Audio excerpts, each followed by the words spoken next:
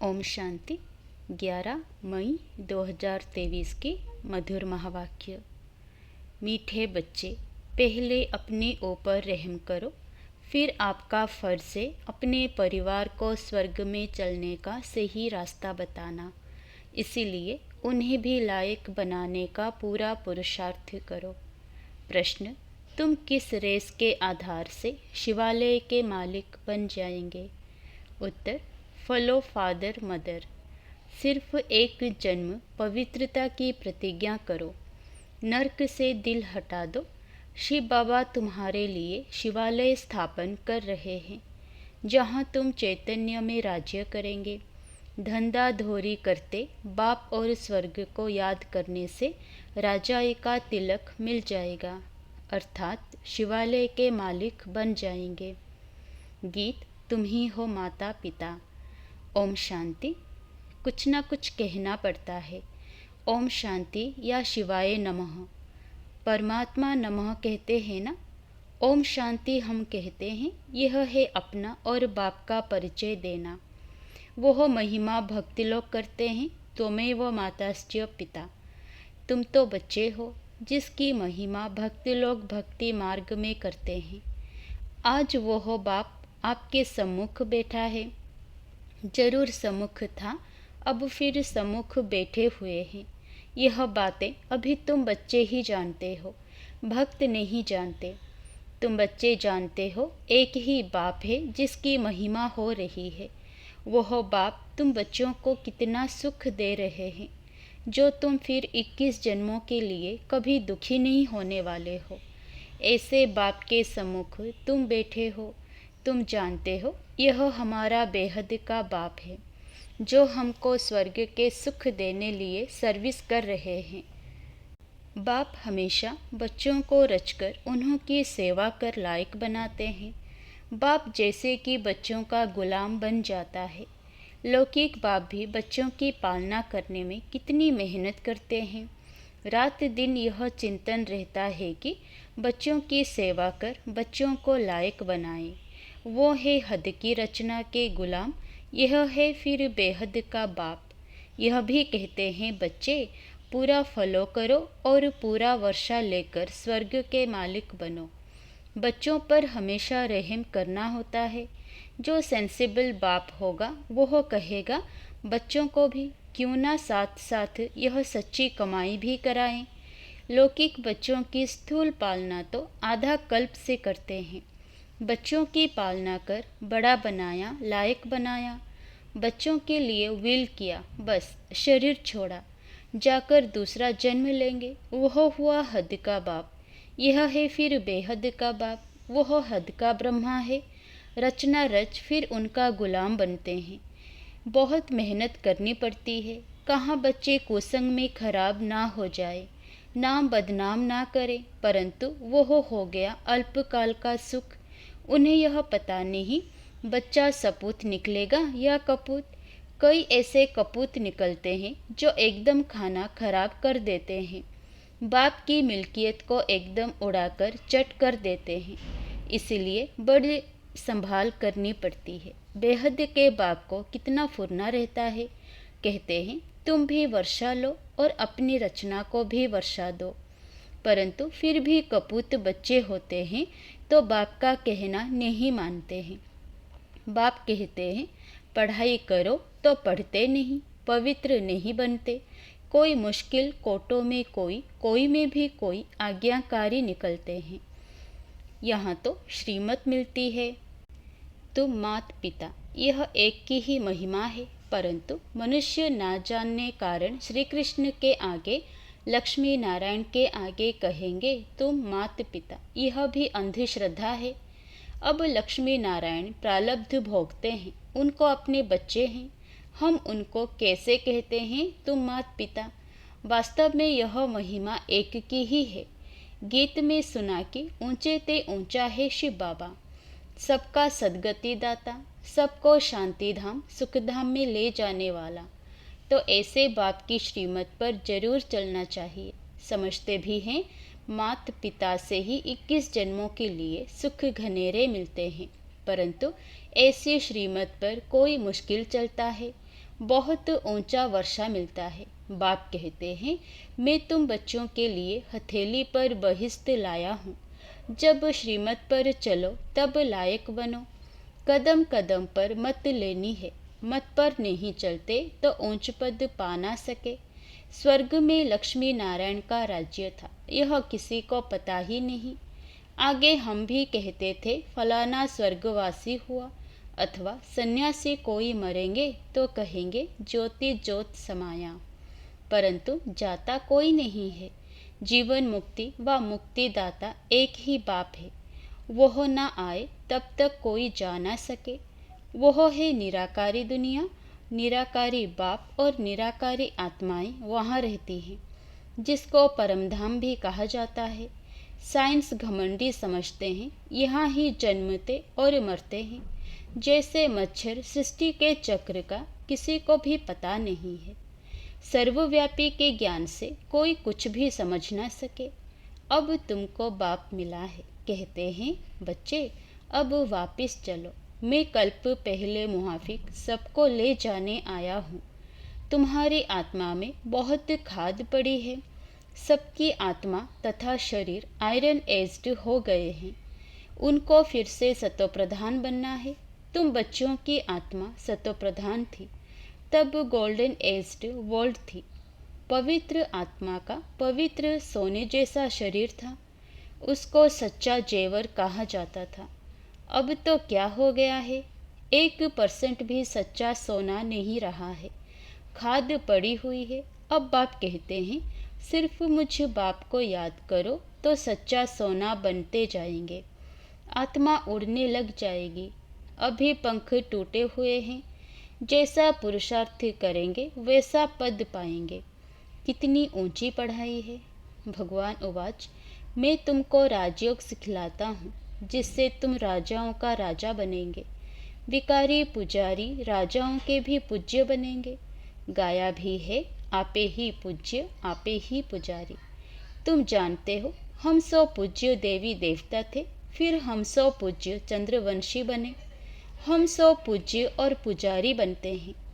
बाप आकर पुजारी से पूज्य बना रहे हैं। अब ज्ञान जिंदाबाद हो रहा है।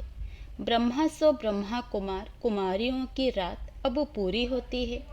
रात कब से आरंभ होती है यह शास्त्रवादी नहीं जानते हैं। ब्रह्मा का दिन सतयुग त्रेता द्वापर के आदि से रात शुरू होती है। यह सब बातें तुम बच्चों की बुद्धि में है। अब 84 जन्म पूरे कर हम फिर से राज्य भाग्य भोगेंगे। सतयुग में यह ज्ञान नहीं रहेगा, वहाँ है प्रारब्ध। वहाँ भी तुम अपने बाप से वर्षा लेते हो, परंतु वह इस समय की प्रारब्ध है जो 21 जन्म चलती है। भारत पर ही सारा खेल है। सतयुग में जो देवी देवताओं का राज्य था वह अभी आसुरी बना है। प्रजा का प्रजा पर राज्य है। बाप कहते हैं बच्चे, hear no evil see no evil. बंदर का एक चित्र दिखाते हैं। इस समय मनुष्य बंदर मिसल बन पड़े हैं, इसलिए बंदर की शक्ल दिखाते हैं। बात इस समय की है। इसको कहा जाता है रौरव नर्क। बिच्छू टिंडन मिसल एक दो को काटते रहते हैं। बच्चे बाप का भी खून कर देते हैं। माया ने सबको डटी बना दिया है। भारत हेवन था, अब हेल है। 84 जन्म भी भारतवासियों के हैं। बाप कहते हैं मैं कितनी समझानी देता हूँ। कहते हैं I am most obedient father. Father servant, teacher servant, Guru servant. अब मैं आया हूँ। पंडे लोग भी यात्री के सर्वेंट होते हैं, रास्ता बताने वाले। अब मैं तुम बच्चों को स्वर्ग ले जाने लिए गाइड बना हूँ, लिबरेट करता हूँ। हिस्ट्री रिपीट ज़रूर होगी। ग्रंथ में भी कहते हैं कि है भी सत्य, होसी भी सत्य। एक ओंकार, यह परमात्मा की महिमा है। एक तरफ कहते हैं अजोनी, दूसरे तरफ कहते हैं सर्वव्यापी है। जिधर देखता हूँ तू ही तू है। यहाँ हम आए हैं मौज करने। ऐसे बहुत ही कहते हैं। अब बाप कहते हैं बच्चे, यह सब बातें तुम्हें डुबोने वाली है। सर्वव्यापी का ज्ञान डुबो देता है। बाप कितना समझाते हैं, कोई तो झट निश्चय करते हैं कि बाप से वर्षा लेना है। इन जैसा स्वीट फादर मिल नहीं सकता। स्वर्ग की स्थापना करने वाला बाप है। जब बाप मिले तब ही हम स्वर्ग के मालिक बने। ऐसे बाप को झट अपना बनाना चाहिए। मुझे तो बच्चे चाहिए जो कल्प पहले बने थे, वो ही आकर सपूत या कपूत बनेंगे। कल्प पहले मुआफिक। स्त्री की बच्चों की जवाबदारी क्रिएटर बाप के ऊपर है। उनका फर्ज है बच्चों को भी स्वर्ग का मालिक बनाएं। पहले तो अपने पर रहम करो। ऐसे नहीं कि बाबा कृपा करेंगे तो सब लक्ष्मी नारायण बन जाएंगे। यह बड़ा इम्तिहान है। 8 को ही स्कॉलरशिप मिलती है, फिर 108 है, लॉटरी होती है ना।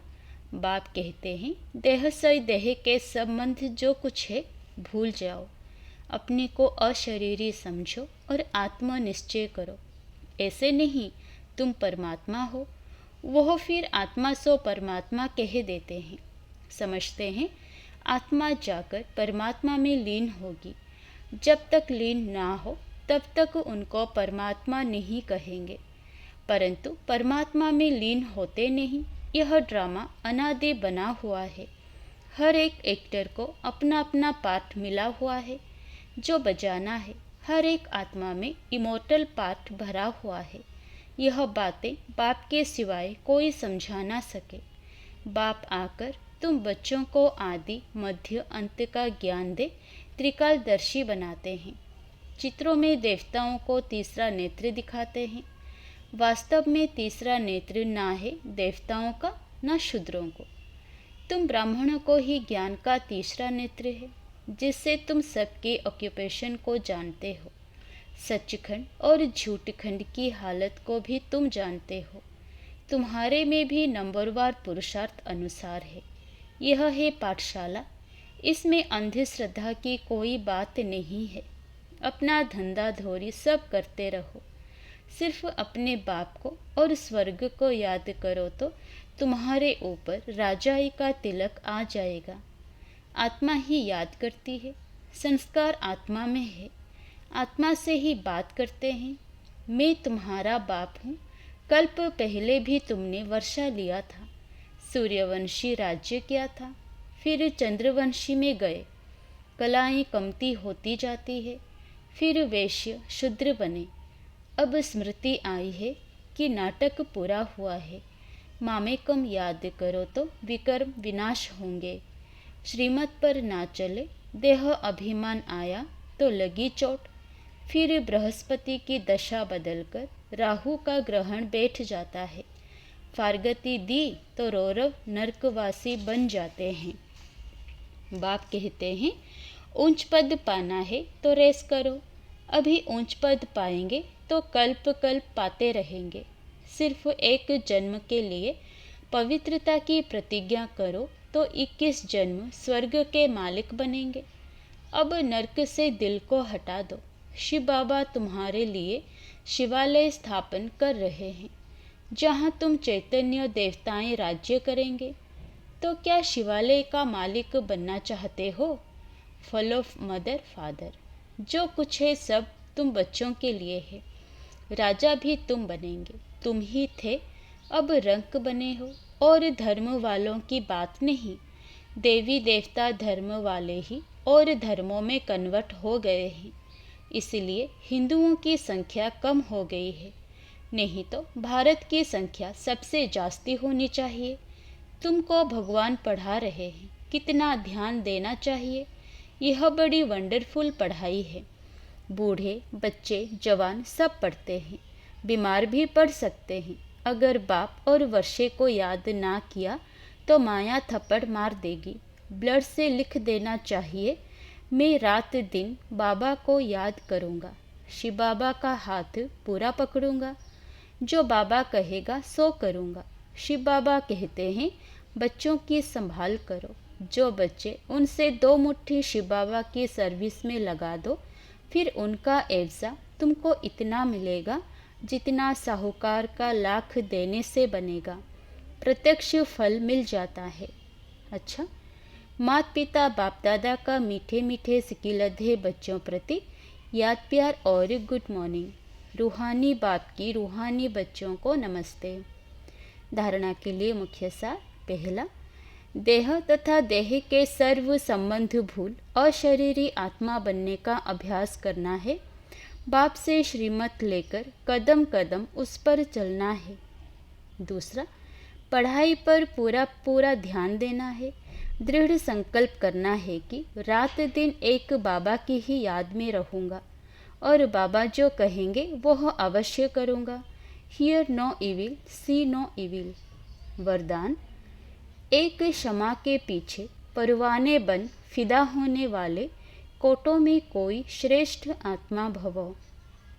सारे विश्व के अंदर हम कोटों में कोई में भी कोई श्रेष्ठ आत्माएं हैं, जिन्होंने स्वयं भगवान अनुभव करके यह महसूस किया है कि हम कल्प पहले वाले वही श्रेष्ठ आत्माएं हैं, जिन्होंने स्वयं को बाप क्षमा के पीछे फिदा किया है।